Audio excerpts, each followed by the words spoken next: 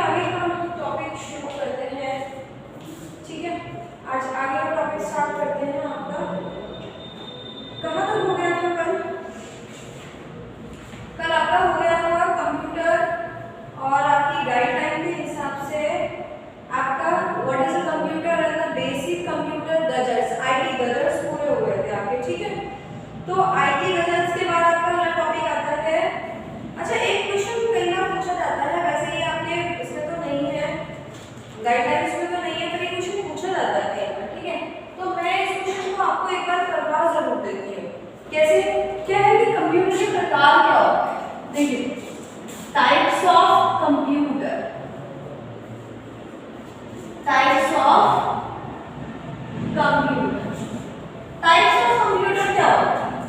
ठीक है, हमने पढ़ा कि कंप्यूटर क्या होता है, हमने ये पढ़ा कि कंप्यूटर क्या होता है, हमने ये पढ़ा कि एक्चुअली कंप्यूटर काम कैसे करता है और कंप्यूटर कैसे मतलब हम तक पहुंचा। ठीक है, कि कंप्यूटर कैसे हम तक पहुंचा, यानी कंप्यूटर की जो जनरेशन है वो कहाँ से, चीन से उसकी शुरुआत हुई और चीन से शुरुआत होने के बाद कंप्यूटर हम तक पहुंचा। ठीक, तो उसके बाद हम कंप्यूटर की जनरेशन पढ़ी है हमने। जनरेशन क्या करती है, यानी कि वैक्यूम ट्यूब से शुरुआत अगर करते हैं तो वैक्यूम ट्यूब की शुरुआत से लेके और माइक्रो प्रोसेसर के आने तक, जब तक माइक्रो प्रोसेसर आता है और कंप्यूटर के अंदर एक बहुत बड़ा गुण आता है, यानी कंप्यूटर एक ठीक-ठाक लेवल पे हमारे सामने आ जाता है और आज का कंप्यूटर हमारे सामने है। तो उस चीज को देखते हुए सबसे पहले क्वेश्चन कई बार आ जाता है कि टाइप्स ऑफ कंप्यूटर क्या होता है। हम सुपर कंप्यूटर पढ़ते हैं, मेन फ्रेम कंप्यूटर पढ़ते हैं, मिनी कंप्यूटर पढ़ते हैं, ये सब किस चीज में आता है? पहले तो हमें छोटा सा डिफरेंस जो है वो कंप्यूटर की बेसिक कैटेगरीज केवल दो ही होती हैं, एक तो होती है डिजिटल और एक होती है एनालॉग, है ना?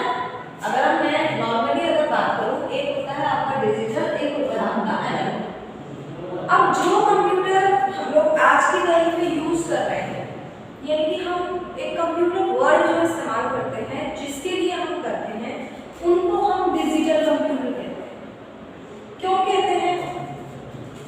अभी आज आपके सामने जो प्रेजेंट में कंप्यूटर है वो ये कंप्यूटर है। आज प्रेजेंट में जो आपके सामने कंप्यूटर है वो ये कंप्यूटर का इमेज है, ये जो है। इस कंप्यूटर के अंदर जो वैल्यू काम करती है वो डिजिटल वैल्यू काम करती है, डिजिटल वैल्यू, जिसको हम बाइनरी वैल्यू बोलते हैं, binary value. Binary value in the sense जो वैल्यू 0 और 1 के फॉर्म में काम करती है, 0 for of and 1 for on, यानी कि 0 ऑफ के लिए काम करता है और 1 ऑन के लिए काम करता है। ठीक है, ऑफ और ऑन। तो अब कंप्यूटर आप समझ रहे मान लो सिर्फ ऑन ऑफ नहीं, ऑन ऑफ इसकी कंडीशन होती है, लेकिन वास्तव में ये जो कंप्यूटर मशीन है ये कैसे काम करता है? देखिए, कंप्यूटर सिर्फ एक वो मशीन है जो क्या करे, जो इनपुट ले रही है आपसे। इनपुट लेने के बाद कंप्यूटर के अंदर जो मेन रोल होता है वो सबसे बड़ा रोल होता है इसका सीपीयू। किसका होता है?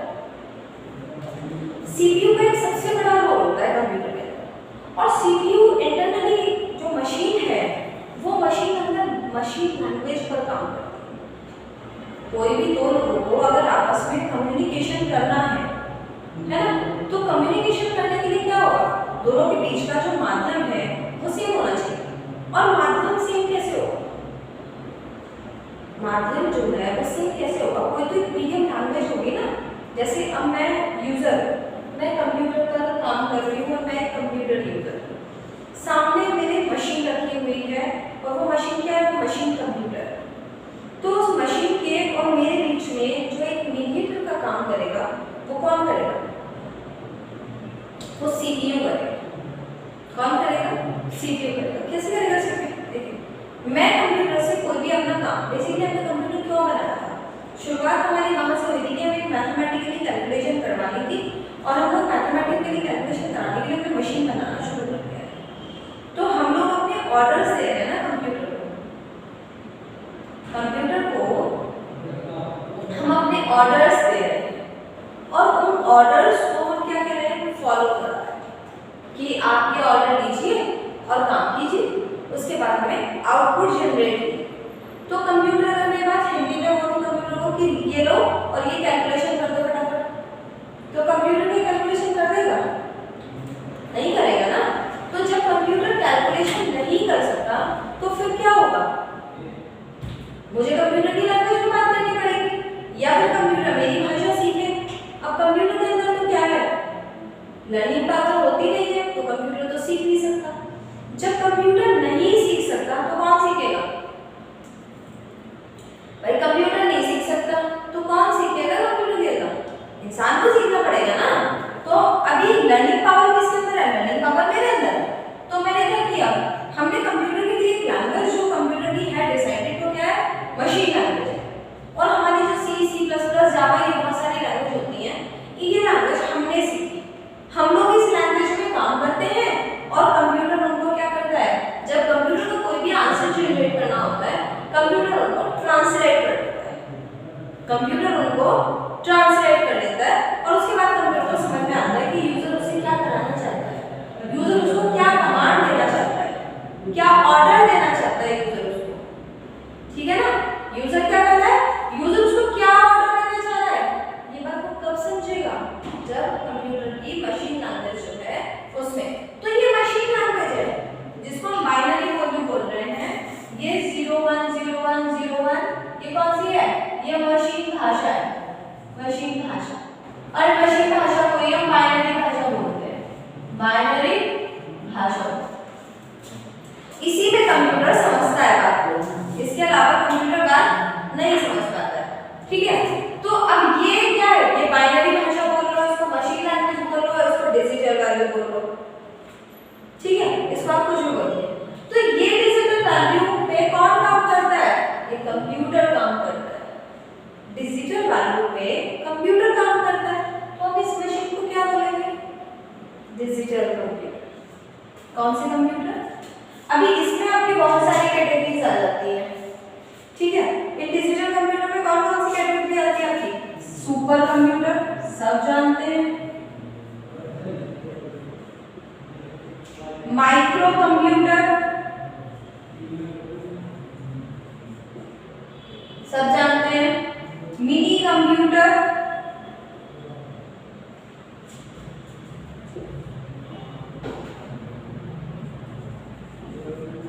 उसके बाद आता है आपका मेन फ्रेम कंप्यूटर।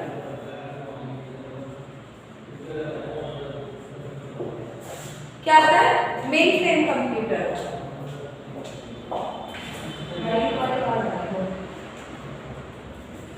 उसके बाद कौन आता है आपका, मेन फ्रेम कंप्यूटर आता है। तो ये सब कंप्यूटर किस में आते हैं, ये कंप्यूटर आपके डिजिटल कंप्यूटर में आते हैं। ठीक है, अब एक आता है, एक तो होती है यानी कि नंबरों पर काम करना, अंक गणितीय जो नंबर है हमारी संख्या है, मैथमेटिकली जो नंबर है, जो अंक गणितीय संख्या है उस पर काम करना, वो क्या होता है, डिजिटल कंप्यूटर। जो यानी कि एक नंबर पे, एक डिजिट पे, एक वैल्यू पे काम कर रहे हैं, वो आपके डिजिटल कंप्यूटर। जो फिजिकल नेचर पे काम करता है, जैसे अभी इस कमरे का टेम्परेचर नापना, जैसे अभी हवा का दाब नापना, वायु का दाब, जैसे पानी का प्रेशर नापना, पानी का प्रवाह नापना, ये सब क्या है, ये भौतिक नेचर की चीजें हैं। फिजिकल नेचर, भौतिक नेचर की जो चीजें हैं, इनको मापने के लिए जिन कंप्यूटर का इस्तेमाल किया जाता है उनको एनालॉग कंप्यूटर कहते हैं। क्या बोलते हैं, एनालॉग कंप्यूटर बोलते हैं। ठीक है, इसमें क्या है, इसमें आप ये भी बोल सकते हो कि इनमें ताप, दाब, गति, ध्वनि, आवाज, विद्युत का प्रवाह, इलेक्ट्रिसिटी जो विद्युत है उसका जो प्रवाह है, इन चीजों को मापने के लिए भी आपका ये कंप्यूटर। अच्छा, जिस कंप्यूटर में ये दोनों खूबियां, जिसमें डिजिटल, ये टाइप्स ऑफ कंप्यूटर है। बेसिकली हम लोग सबसे ज्यादा यूज किसका करते हैं, डिजिटल कंप्यूटर का, अपने काम के लिए। हमें अपना फाइल बनानी है, रिकॉर्ड बनाना है, कोई प्रोजेक्ट बनाना है, किसी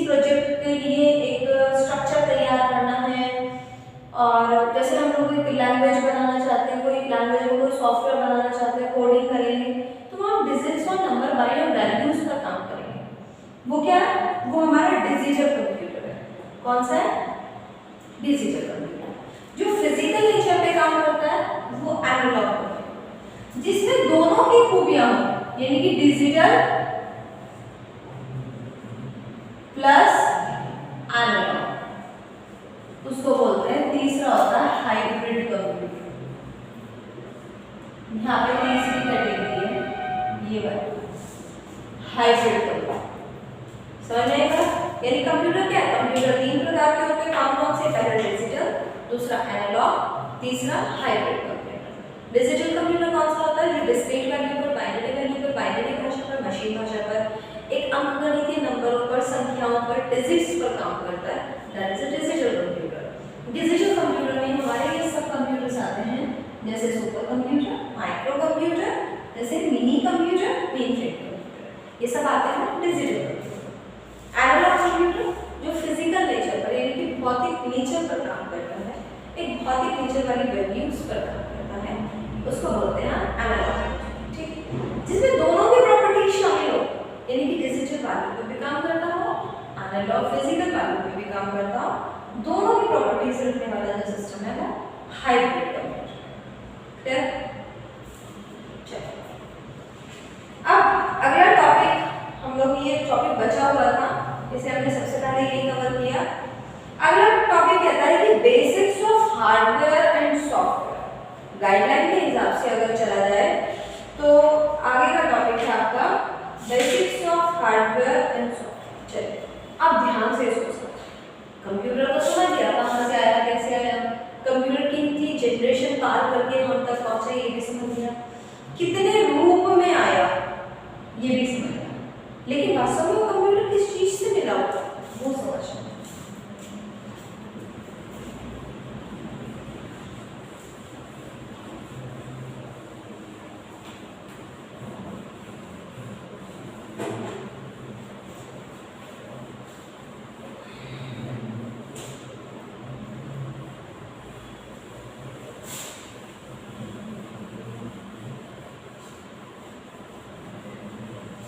चलिए देखिए क्या आता है, hardware and the software, the basics of hardware and software. मैं हार्डवेयर इधर बताऊंगी और हार्डवेयर का कंपैरिजन करते हुए रखेंगे, क्योंकि कंपैरिजन करते वक्त कोई भी चीज बहुत आसानी से समझ में आती है।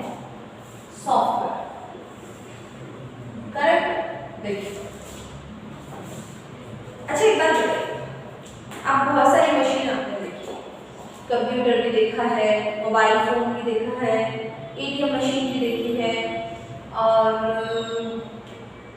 रोबोट्स भी जानते हैं आप उनके बारे में अच्छे से कि रोबोट्स क्या होते हैं, है ना? और आपने क्या देखा है, बहुत सारी मतलब मशीन अपने इर्द गिर्द अपनी देखी है आपने। ठीक है? जैसे पेट्रोल पंप पे मशीन होती है, स्वेप मशीन, हम लोग कार स्वेप करते हैं, पेट्रोल डलवाते हैं। तो ये सब मशीनें जो है ये कहीं ना कहीं कैसे काम आएगी? आने वाले समय में हम लोग धीरे धीरे जैसे जैसे हम लोग एक जनरेशन की तरफ बढ़ते जा रहे हैं, तो क्या चेंजेस हमारी लाइफ में आ रहा है कि हम लोग अपने ऊपर डिपेंड ना होके हम ज़्यादा से ज़्यादा डिपेंड मशीनों पर होते जा रहे हैं। ज़्यादा से ज़्यादा हम लोग मशीनों पर डिपेंड होते जा रहे हैं। तो यानी कि आने वाले समय में क्या होगा, मशीनों की डिमांड बढ़ेगी, इंसान बहुत सारे काम के लिए मशीनों पर निर्भर हो जाएगा। लेकिन ये जो मशीनें हमारे इर्द गिर्द हैं ये कामयाब कैसे है, किसकी वजह से काम है? ये सभी मशीनें जो कामयाब हैं ये सिर्फ और सिर्फ सॉफ्टवेयर की वजह से कामयाब है। ये सभी मशीनें सिर्फ और सिर्फ सॉफ्टवेयर की वजह से कामयाब है। कैसे? किसी भी मशीन को बनाने से पहले सबसे पहले ये देखा जाता है कि वो मशीन की चीजों से मिलके बने। समझ जैसे ये कोई मशीन मान लीजिए, जैसे ATM machine, this is an ATM machine, जैसे कंप्यूटर, जैसे मोबाइल फोन, तीन मशीनें बनानी। तीनों मशीनों को बनाने के लिए मुझे प्लास्टिक की कैबिनेट बॉडी चाहिए, उनके अंदर लगाने के लिए कुछ पार्ट्स पुर्जे चाहिए जिनसे वो कैपेबल होंगे उस काम को करने के लिए। यानी जैसे एटीएम मशीन है, मुझे इसके अंदर एक चाहिए रोल निकालने वाला जो अमाउंट का मुझे रोल दे सके। कुछ वो पार्ट्स, कुछ पुर्जे, कुछ कांच की पुर्जे, कुछ प्लास्टिक के पुर्जे, कुछ लोहे के, कुछ टीन के, इस तरह के पुर्जे चाहिए। सबसे पहला काम ये होता है कि जब कंपनी किसी भी मशीन को बनाती है तो वो सबसे पहले यहाँ से शुरुआत करती है, ठीक है। अब मशीन बनकर तो तैयार हो गई, अब इस मशीन से हमें जो जो काम लेना है, यानी एटीएम मशीन से हमें पैसे निकालने, पैसे जमा भी करने हैं और बैलेंस की इंक्वायरी भी करनी है। तो कंप्यूटर क्या करेगा? रिपोर्ट्स बनाएगा, जनरेट करेगा। मोबाइल फोन क्या करेगा? मुझे लगता है कि 60 से 65% काम जो हम लोग कंप्यूटर से करते हैं वो मोबाइल फोन से आजकल कर लेते हैं। आजकल ऐसे बहुत सारी ऐप्स कंप्यूटर्स के लिए क्या आते हैं? सॉफ्टवेयर। मोबाइल की तरफ क्या है? एंड्रॉइड ऐप्स है। ये क्या है? ये आते हैं सॉफ्टवेयर। ये क्या है? ऐप्स आ गए। मतलब मोबाइल में कोई चीजें ऐप के रूप में आ गई। लेकिन ये सारा काम कराने के लिए दूसरी चीज, कौन सी चीज इंपॉर्टेंट है? वो है सॉफ्टवेयर। अब सॉफ्टवेयर बनते कहाँ से? प्रोग्राम्स से। प्रोग्राम्स किस में लिखे जाते हैं? कंप्यूटर की भाषा में, ठीक है ना। तो कहीं ना कहीं घूम फिर के बात कहाँ आ रही है कि जो मशीन है वो एक मशीन के दो पहलू हैं, एक तरफ हार्डवेयर और एक तरफ सॉफ्टवेयर। अगर हार्डवेयर के किसी भी पार्ट में कोई कमी है तो वो हार्डवेयर प्रॉपर काम नहीं करता, आप सॉफ्टवेयर पे कितना भी जोर लगाओ। उसी तरह की एक तरफ सॉफ्टवेयर है, अगर सॉफ्टवेयर का कोई काम प्रॉपर काम नहीं करेगा तो आप हार्डवेयर पे कितना भी जोर लगा लो, हार्डवेयर कैसे काम करेगा? समझना है क्या आपने? हैं? हाँ, कि अब डिवाइस के दो पहलू हैं। पहला, अगर बहुत सीधी सी भाषा में बात करूं तो जो हमारे पुर्जे और जो पार्ट्स होते हैं जिनके द्वारा बनता है, जिनके द्वारा मशीन बनता है या मशीन बनती है, वो कौन है? वो हार्डवेयर। अब सॉफ्टवेयर, जो प्रोग्राम्स और एप्लीकेशन मशीन को काम करने लायक बनाते हैं, मशीन को काम करने लायक यानी हमारा ऑर्डर देने लायक बनाते हैं, वो कौन है? वो सॉफ्टवेयर। अब मशीन भी आ गई, उसके अंदर सॉफ्टवेयर भी आ गए, प्रोग्राम्स भी आ गए। तो एग्जांपल जैसे कि कीबोर्ड क्या है? हार्डवेयर। जैसे मॉनिटर क्या है? हार्डवेयर है। जैसे माउस क्या है? हार्डवेयर है, एटसेट्रा। ये सब चीजें क्या है? ये सब चीजें हार्डवेयर है। वो क्या है? सॉफ्टवेयर। सॉफ्टवेयर क्या है? जैसे कि MS ऑफिस एक सॉफ्टवेयर है, जैसे कोई एप्लीकेशन एक सॉफ्टवेयर है, जैसे कि विंडो स्क्रीन पे जो चल रहा है वो सब कुछ सॉफ्टवेयर है। स्क्रीन पे जो भी चल रहा है वो सब कुछ क्या है? एक सॉफ्टवेयर है। MS office application, Windows XP 2007, ये सब क्या है? सॉफ्टवेयर। अब आप सोच रहे होंगे कि मैम ये कैसे हो सकता है कि विंडो भी सॉफ्टवेयर है, MS ऑफिस भी सॉफ्टवेयर है, कोई एप्लीकेशन है वो भी सॉफ्टवेयर है। हाँ बिल्कुल ऐसे ही। देखिए इसका तो बहुत बड़ा रोल नहीं है, ये तो मान लो बस वो पार्ट्स हैं जिनसे मिलके एक मशीन बनी है, इसका बहुत बड़ा रोल है। इसके अंदर वैरायटी भी बहुत ज़्यादा है, इसके अंदर जो है वैरायटी भी बहुत ज़्यादा है। कैसे है वैरायटी ज़्यादा? देखिए अगर हम बात करें तो सॉफ्टवेयर अपने आप में 3 टाइप्स के होते हैं। सॉफ्टवेयर जो किसी भी मशीन, किसी भी डिवाइस, किसी भी कंप्यूटर, लैपटॉप, काउंटॉप, इन सब के अंदर जो चल रहे हैं वो सब सॉफ्टवेयर जो हैं वो आपके 3 प्रकार के होते हैं। कुछ लोग 2 प्रकार भी, कई जगह 2 प्रकार भी बोल सकते हैं। बेसिक तो 2 ही कैटेगरी होती है, एक सिस्टम सॉफ्टवेयर होते हैं, एक एप्लीकेशन सॉफ्टवेयर होते हैं।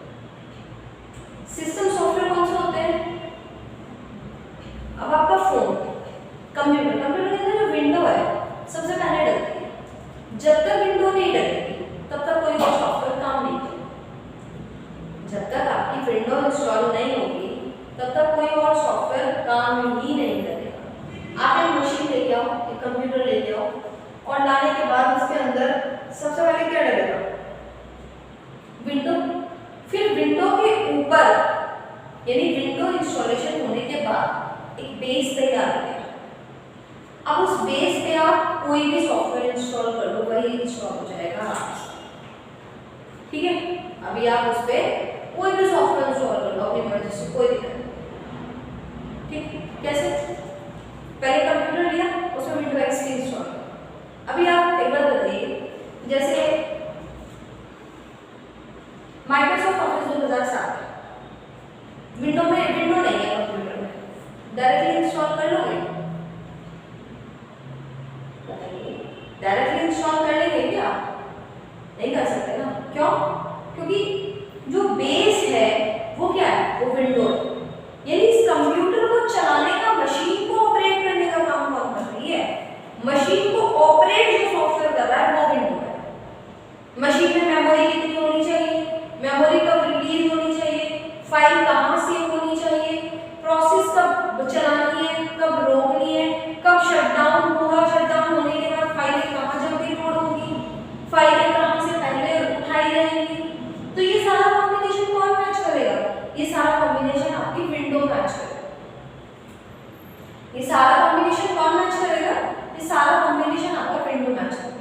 विंडो का काम ही ये है कि वो उस मशीन के सभी कुछ, अभी कंप्यूटर मशीन में कितने पार्ट्स हैं?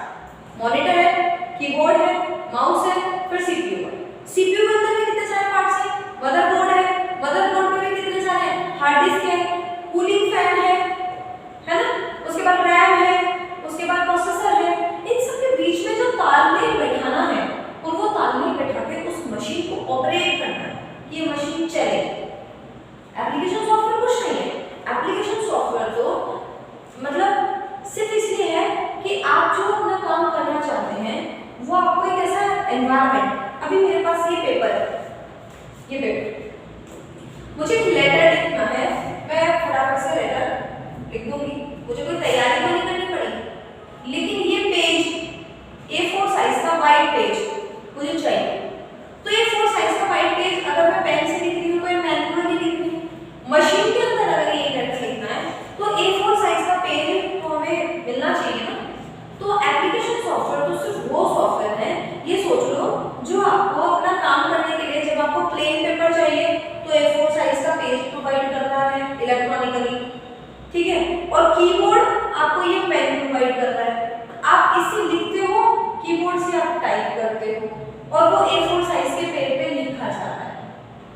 समझ रहे हैं आप? अगर आपको कोई रिकॉर्ड, कोई टेबल बनानी है तो वो आपको पेज खाने के फॉर्म में एक्सेल दे देगा कि भाई मैंने आपको दे दिया, आप अपने हिसाब से रिकॉर्डेड टेबल तैयार करो। आपको कहीं जाना है प्रेजेंटेशन के लिए और आपको कोई प्रेजेंटेशन बनानी है तो वो प्रेजेंटेशन के लिए आपको पावर पॉइंट स्लाइडें दे देगा, 1 बाय 1 स्लाइड दे दो, आप प्रेजेंटेशन दे रहे हो। लेकिन ये एमएस ऑफिस को एक एनवायरनमेंट देना कि एमएस ऑफिस खुल सके और काम कर सके, वो काम तब होगा जब आप सिस्टम सॉफ्टवेयर अपना काम करेगा। तो छोटे से सीधी भाषा में अगर मैं एक लाइन में ये कहूँ कि यूजर की हेल्प के लिए, यूजर को काम करने के लिए जो इस्तेमाल होता है वो एप्लीकेशन सॉफ्टवेयर इस्तेमाल होता है। कंप्यूटर जिस सॉफ्टवेयर पे काम करता है, मशीन पे जो मतलब सॉफ्टवेयर काम करता है, या ये कह लो कि जो सॉफ्टवेयर मशीन को ऑपरेट करता है वो सिस्टम सॉफ्टवेयर। एक कैटेगरी आती है कि यूटिलिटी सॉफ्टवेयर, जैसे ये सॉफ्टवेयर में 3 कैटेगरी आती है। एक तो पहली system, first most important, next application very important, उसके बाद आता है यूटिलिटी। चलिए, आप लोगों को कहीं जाना हो, तो शादी में जाना हो, कहीं घूमने जाना हो, तो क्या होगा? वहां जाने के लिए आप क्या करेंगे? तैयारी करेंगे, सामान पैक करेंगे, कुछ नेसेसरी सामान है, खाने का, कपड़ों का, गर्म कपड़े अगर ठंड में जाना है, वो सब चीजें आपको चाहिए। वो क्या है? वो आपकी नेसेसरी पार्ट, मतलब नेसेसरी है ना। उसी तरह जब सिस्टम सॉफ्टवेयर आता है, सिस्टम सॉफ्टवेयर जब इंस्टॉल होता है, उसके साथ बाय डिफॉल्टली जो सॉफ्टवेयर इंस्टॉल होता है वो यूटिलिटी सॉफ्टवेयर जो सिस्टम की अपनी नीड है, यानी एक मशीन को काम करने लायक एक एटमॉस्फेयर जो दे रहा है वो कौन दे रहा है? वो सिस्टम सॉफ्टवेयर दे रहा है। अब सिस्टम सॉफ्टवेयर ने आपको एक एटमॉस्फेयर तो दे दिया, लेकिन उस सिस्टम के साथ जो डिवाइस जुड़ी हुई है जैसे कीबोर्ड है, माउस है, इनका आपको फंक्शनिंग नहीं है। एप्लीकेशन सॉफ्टवेयर तो काम तब करोगे ना जब सिस्टम आपको इस लायक तैयार कर दे। तो सिस्टम बोलता है कि आप पेंट पे काम करो, माउस का बैलेंस बनाना और माउस को फोकस करना आपको बहुत अच्छे से आता है। फिर वो कहता है कि अब आप वर्ड पैड पे टाइप करने से क्या होगा, आपको सीधी सी बात है कि कीबोर्ड के जो फंक्शनिंग है वो पता चलेगा। अब आपकी मर्जी, आप किसी भी एप्लीकेशन सॉफ्टवेयर पे काम कर लो, समझ में आ रही बात? आपकी मर्जी, आप किसी पे भी काम कर लो, ठीक है। तो क्या है, मशीन जो कंप्यूटर है जो आया है वो जिन पुर्जों से, जिन कलपुर्जों से, जिन पार्ट से मिलकर बना है वो आपका हार्डवेयर है। उसके बाद उसके अंदर जो प्रोग्राम चल रहे हैं, जो एप्लीकेशन चल रही है, जो स्क्रीन चल रही है, जो काम चल रहा है वो आपका सॉफ्टवेयर है। वो सॉफ्टवेयर 3 कैटेगरीज, बेसिक 2 कैटेगरीज है। सबसे पहली कैटेगरी सिस्टम सॉफ्टवेयर की, कंप्यूटर में सबसे पहले जो इंस्टॉल हो रहा है जाके वो आपका सिस्टम सॉफ्टवेयर। उस कंप्यूटर को ऑपरेट जो कर रहा है वो सिस्टम सॉफ्टवेयर। उस कंप्यूटर के अंदर जो सारा मैनेजमेंट कर रहा है, तालमेल जो मशीन के अंदर बैठा हुआ है वो सिस्टम सॉफ्टवेयर। इसको हम ऑपरेटिंग सिस्टम भी कहते हैं। आगे वाले चैप्टर में पढ़ेंगे, पूरा चैप्टर पढ़ेंगे ऑपरेटिंग सिस्टम। इसको आप ओएस भी कह सकते हो, इसको आप विंडो भी कह सकते हो, कुछ भी। ये वो सिंपल एप्लीकेशन है जिनके आपको काम करना, जैसे माइक्रोसॉफ्ट ऑफिस के अंदर आपका वर्ड, एक्सेल, पावरपॉइंट सब कुछ आता है। जैसे आपका यूटिलिटी में क्या सिस्टम टूल्स है, वर्ड पैड है, नोटपैड है, पेंट, डिस्क डिफ्रैगमेंटर है, डिस्क क्लीनअप है, ये सब क्या है, ये सब आपकी यूटिलिटीज है जो एसेसरीज के नाम से होती है सिस्टम में। क्लियर है ना? चलिएगा आगे, क्लियर है ना? तो आगे चलिए। आगे टॉपिक आता है आपका central processing unit, most important topic देगा। सारा खेल जो है कंप्यूटर के अंदर वो इस सिस्टम प्रोसेसिंग यूनिट का है, इस सीपीयू का है। इस सीपीयू के अलावा और आपका कोई चीज ऐसी नहीं है जो काम करती है, क्योंकि सारा काम ही आपका कौन करता है, सारा काम ही आपका सीपीयू करता है।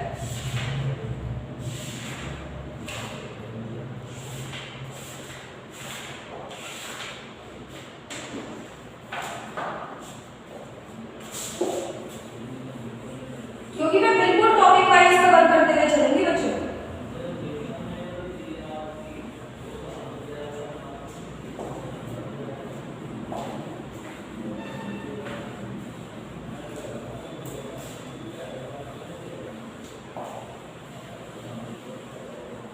देखिए अगर मैं कहीं से कोई भी टॉपिक अपने हिसाब से उठा लूं तो आपको लगेगा कि मैम सिलेबस पूरा नहीं हो रहा है, इसलिए मैं बिल्कुल टॉपिक वाइज चल रही हूँ कि टाइम से सिलेबस आपका, तो पूरी कोशिश करूंगी कि टाइम से आपका मैं सिलेबस पूरा कर सकूं। नेक्स्ट टॉपिक आपका क्या है, CPU, central processing unit, CPU, central processing unit, ठीक है, सेंट्रल प्रोसेसिंग यूनिट। अब देखिए, अगर अलग अलग टुकड़ों में बांटा जाए तो यहाँ बहुत सारे क्वेश्चन आपके जनरेट होते हैं। मैंने आपको बताया था कि मैं टॉपिक के बाद क्वेश्चन जरूर बताऊंगी क्या विषय है। जो आपके नोट्स है उनमें संभावित प्रश्न लिखे हुए हैं, ठीक है। अभी सीपीयू बनाते हैं, ये सीपीयू के 2 पार्ट्स होते हैं, एक एएलयू और एक सी।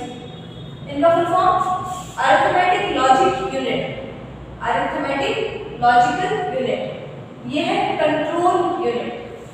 इस पूरे बॉक्स को बोलते हैं सीपीयू। इधर ये मान लीजिए ये कौन है, ये आपका, सॉरी मैंने थोड़ा गलत बना दिया, इधर मान लीजिए आपका है कीबोर्ड।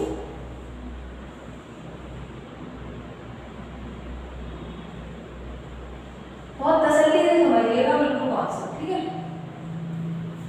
इधर आपका है मॉनिटर। आप सोचोगे मैम हमने तो बिल्कुल ही उल्टा बना दिया सिस्टम, नहीं, मेरा यही तरीका है बताओ। अब मुझे इस कंप्यूटर से जो वैक्यूम ट्यूब लगने के बाद बहुत बड़ा सा कंप्यूटर, फिर ट्रांजिस्टर, फिर थोड़ा छोटा, फिर आईसी इंटीग्रेटेड सर्किट, फिर थोड़ा और छोटा हुआ, फिर फाइनली कंप्यूटर आया 4th जनरेशन का। इस कंप्यूटर में काम कैसे चलता है, काम समझिए कैसे चलता है। सबसे पहले काम कंप्यूटर को ऑर्डर देने का होता है। ऑर्डर देना, ऑर्डर देना कि भाई ये काम करो, मशीन को ऑर्डर देना। इस ऑर्डर देने को क्या बोलते हैं, इनपुट।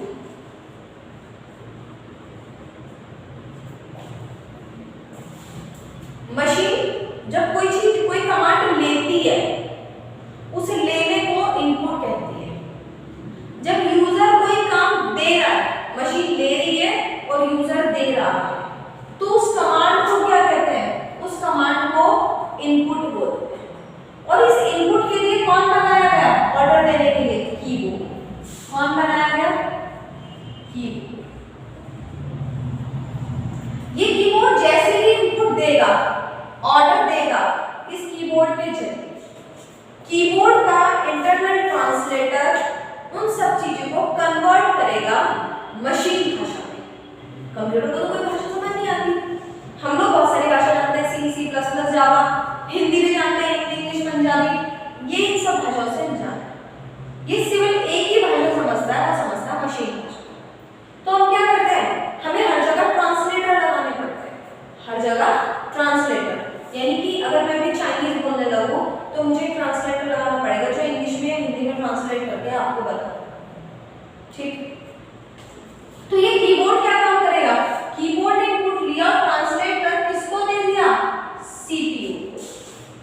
अगर अरिथमेटिकल लॉजिकल कैलकुलेशन, कुछ भी तार्किक गणना, कुछ भी होना है, तो ये एएलयू पार्ट के अंदर जाएगा और वो अपना प्रोसेसिंग करेगा। क्या करेगा, जैसे हम फोन में भी बोलते हैं प्रोसेसिंग चल रही है, साइट खोल दिया, ओपन कर रहा है, क्या हो रहा है, नहीं चल रहा ना, हाँ चल रहा है, प्रोसेसिंग चल रही है। यानी कि जब काम हो रहा हो, जब आपका काम हो रहा हो, तो उस होते हुए काम को बोलते हैं प्रोसेसिंग। प्रोसेसिंग होने के बाद जस्ट या तो वो डायरेक्टली स्क्रीन पर डिस्प्ले हो जाए, और बाहर कंप्यूटर अगर कोई भी रिजल्ट निकाल रहा है उसको आउटपुट बोलते हैं। जब कंप्यूटर अंदर लेता है तो इनपुट जाता है, अंदर जो बहुत सारा गोल-मोल करता है, आपका काम करता है, उसको जो काम चल रहा होता है उसको प्रोसेसिंग बोलते हैं। फिर कंप्यूटर वापस जो बाहर निकालता है, एक रिजल्ट बाहर निकालता है, एक आउटपुट बाहर निकालता है, उसको आउटपुट बोलते हैं। जिस डिवाइस के जरिए ले रहा है, कीबोर्ड के जरिए, तो कीबोर्ड भी इनपुट डिवाइस।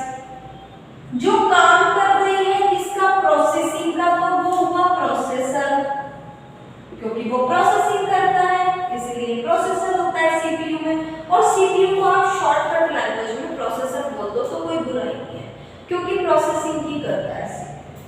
उसके बाद जिस डिवाइस के जरिए बाहर आ रहा है, आउटपुट निकल रहा है, उसको बोलते हैं आउटपुट डिवाइस। तो पूरा कंप्यूटर किन पर निर्भर है, इनपुट डिवाइस पर। कीबोर्ड कौन हो गया, इनपुट डिवाइस। मॉनिटर कौन हो गया, आउटपुट डिवाइस। एक बार ले रहा है, एक दे रहा है, ये ले रहा है, ये दे रहा है, और सारा काम बीच में कौन कर रहा है, ये कर रहा है सीपीयू। अगर सारी अरिथमेटिकल लॉजिकल कैलकुलेशन, तार्किक जो भी गणना हो रही है, जो भी काम हो रहा है, प्रोसेसिंग हो रही है, वो ये कर रहा है आपका एएलयू। उसके बाद फाइल सेव करनी है, फाइल को मेमोरी देनी है, उस फाइल को पूरी कोई सिस्टम के अंदर कंट्रोल करने का काम कंट्रोल यूनिट कर रहा है। तो फाइल इसके पास आई, कंट्रोल हुई, आउटपुट जनरेट हुआ, फिर से ट्रांसलेट हुई। क्यों, मैंने जब इसको दिया था इनपुट कीबोर्ड के जरिए, तब अपनी भाषा में दिया था, इसने ट्रांसलेट करके इसको इसकी भाषा में दिया। लेकिन जब ये वापसी मुझे दे रहा है तो किस में देगा, मशीन भाषा में देगा। क्या, मशीन में तो मुझे समझ ही नहीं आएगा, वो मुझे मेरी भाषा में देगा, तो फिर से ट्रांसलेट करेगा और इस पर डिस्प्ले करेगा। एक और होता है माउस। इनपुट डिवाइस दो होती हैं। अगर टाइप करने का कोई काम करना है तो कीबोर्ड इस्तेमाल करो, क्लिक करने का कोई काम करना है तो इस माउस का इस्तेमाल करो। कोई क्लिक दिया कमांड, प्रोसेस करो, क्लिक सेव कर दो, क्लिक ओपन कर दो, क्लिक क्लोज कर दो। तो हम इसको ऑर्डर दे रहे हैं ना, तो दे रहे हैं ये कमांड, और जो कमांड दी जा रही है वो इनपुट होती है। जिसके जरिए दी जा रही है वो इनपुट डिवाइस होते हैं, जैसा कीबोर्ड, जैसा कि माउस। जब इनपुट चला गया, जो प्रोसेसिंग कर रहा है वो प्रोसेसर होता है, और इंटरनली दो पार्ट काम करता है, एएलयू और सीपीयू। तो पूरा का पूरा सीपीयू यही काम करता है। मेन रोल किसका हुआ? सीपीयू का। ये तो दोनों कौन है? लेनदार और देनदार है। एक ले रहा है हमसे, एक हमको दे रहा है। काम कौन कर रहा है? काम ये मेहनती कर रहा है, ये मेहनती इंसान कर रहा है बीच में काम। तो मेन रोल किसका हुआ? सीपीयू का। तो पूरा डिटेल में हर चीज बारीकी से किसको पढ़ते हुए चलेंगे? सीपीयू को पढ़ते चलेंगे। उसके बाद क्या? उसके बाद आउटपुट निकल गया। अब सीपीयू के अंदर बहुत सारी चीजें होती हैं। सीपीयू के अंदर क्या होता है? अगर हम बात करें तो ये सीपीयू क्या है? सिर्फ एक प्लास्टिक की कैबिनेट बॉडी है। मेन काम इसके अंदर कौन करता है? मेन काम इसके अंदर मदरबोर्ड करता है। मदरबोर्ड क्या होता है? मदरबोर्ड एक फाइबर का एक टुकड़ा होता है, एक जैसे लकड़ी का टुकड़ा होता है। सपोज दैट इस शीट को मान लो ये फाइबर की है, ये जो शीट है ना, इसको मान लो कि ये फाइबर की है। ऐसा एक बोर्ड है, इसके ऊपर आप रैम लगा दो, हार्ड डिस्क लगाओ, एक फैन बॉक्स लगा दो जो हीट जनरेट, पहले वाले कंप्यूटरों में बहुत ज्यादा हीट जनरेट होती थी, इनमें कम होती है, जो हीट जनरेट कम करे, ठंडा करता रहे। बाकी तार बिछी हुई है, और इस बोर्ड शीट को उठा के इसके बाहर एक प्लेट लगा दी, जिसमें बहुत सारे खांचे निकाल दिए। खांचे इन द सेंस पोर्ट्स। क्या बोलते हैं उनको? पोर्ट्स। जी, पोर्ट्स में हम यूएसबी केबल लगाते हैं, वीजीए केबल लगाते हैं, ये सब चीजें हम इसमें कनेक्ट करते हैं, और कनेक्ट करने के बाद हम इनको कंप्यूटर चालू कर देते हैं। और इसको एक मैं बड़ा सा बॉक्स लूं कैबिनेट, और ये बोर्ड ऐसे थे उसके अंदर जाके फिट कर दूं, बन गया सीपीयू। क्या बन गया? सीपीयू बन गया। अब सीपीयू अपना काम करेगा, अब सीपीयू अपना काम करेगा। तो मेन कौन है? इसीलिए बोलते हैं इसको सेंट्रल, यानी कि बीच में काम करने वाली, सेंटर में। प्रोसेसिंग, प्रोसेसर जो प्रोसेसिंग का काम करती है, मिला के बंद कर दो। प्रोसेसिंग, प्रोसेसर जो प्रोसेसिंग का काम करती है। उसके बाद ये कौन है? आउटपुट डिवाइस जो आउट कर रही है। सारा प्रोसेस हुआ और उसको बाहर भेज दिया कि लो भाई अब तुम्हारा आंसर रिजल्ट तैयार है। तो जो आउट कर रही है वो आउटपुट, जो इन कर रही है अंदर ले जा रही है वो इनपुट। समझ में आ रही है बात? तो ये पूरा का पूरा कंप्यूटर मशीन है आपका, इसी प्रोसेस पर पूरा मशीन काम करता है। ठीक है बच्चों, अब आप लोगों को इसके पूरे यहाँ तक आपके टॉपिक जो आज की 2 क्लासेस आपकी कवर हो गई हैं, और 2 के 2 क्लासेस की आपको video classes plus PDF notes available मिलेंगे। ठीक है ना? अगला हेडिंग आप डाल के छोड़ दीजिएगा, मैं आपको बता देती हूँ। नेक्स्ट हेडिंग ही हमारा क्या है? नेक्स्ट हेडिंग ही हमारा इनपुट डिवाइस है, यानी कि सीपीयू हमने पढ़ लिया। सीपीयू के अंदर का मेन सेंटर को आगे पढ़ेंगे, चलते कोई दिक्कत नहीं है। अभी हम लोग को क्या है? इनपुट और आउटपुट डिवाइस पढ़नी है। ओके, पूरा एक्सप्लेन करेंगे सीपीयू को, एक एक पार्ट्स उसको एक्सप्लेन करते हुए चलेंगे कि सीपीयू है क्या। क्लियर? चलिए आज यहीं तक रखिएगा, हेडिंग डाल दीजिएगा इनपुट